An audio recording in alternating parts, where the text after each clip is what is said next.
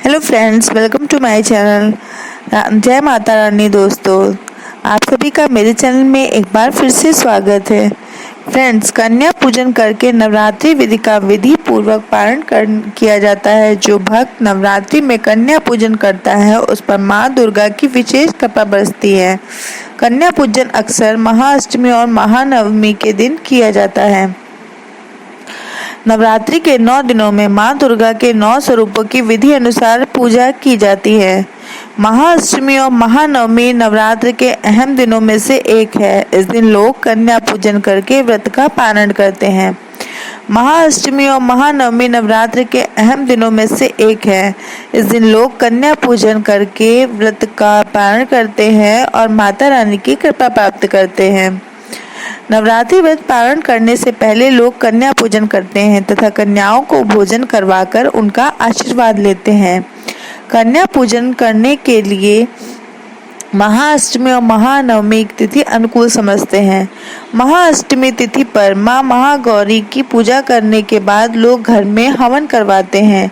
वहीं कुछ लोग महानवमी पर माँ सिद्धात्री की पूजा करने के बाद हवन कराते हैं। हवन करवाने के बाद कन्या पूजन किया जाता है, फिर व्रत का पालन करते हैं। चैत्र मास की महानवमी पर नवरात्रि समाप्त हो जाती है। अगर आप भी कन्या पूजन करके व्रत पालन करना चाहते हैं तो कन्या पूजन की सही विधि क्या होती है, इसके बारे में मैं आपको बताऊंगी। अगर आप महाअष्टमी पर कन्या पूजन कर रहे हैं तो माँ महागौरी की पूजा करने के बाद कन्या पूजन करें, अन्यथा महानवमी पर माँ सिद्धिदात्री की पूजा करने के बाद कन्या पूजन करें। कन्या पूजन के लिए 9 कन्याओं और 1 लंगूर को बिठा लीजिए। 9 कन्याएं माँ दुर्गा के 9 स्वरूप को दर्शाती है, वहीं 1 लंगूर भैरव को दर्शाता है।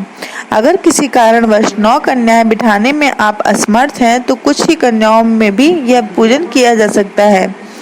जितनी कन्याएं बची हैं उनका भोजन आप गौ माता को खिला सकते हैं। कन्याओं और लंगूर का पैर धोकर उन्हें आसन पर बिठा दीजिए। आप सभी कन्याओं और लंगूर को तिलक लगाइए और आरती कीजिए। मंदिर में माँ को भोग लगाने के बाद कन्याओं और लंगूर को भोजन करवाइए। भोजन के पश्चात उन्हें फल और दक्षिणा दीजिए। अंत में सभी कन्याओं और भैरव का पैर छूकर आशीर्वाद लीजिए और सम्मान पूर्वक सभी को विदा कर दीजिए। फ्रेंड्स, ये थी कन्या पूजन की आसान और सरलतम विधि। इसको करने से आप पर माँ दुर्गा की कृपा जरूर बरसेगी और व्रत का पालन आपको विधि विधान से अगर आपने किया है तो आपको व्रत का पूर्ण फल भी प्राप्त होगा। जय माता रानी। दोस्तों।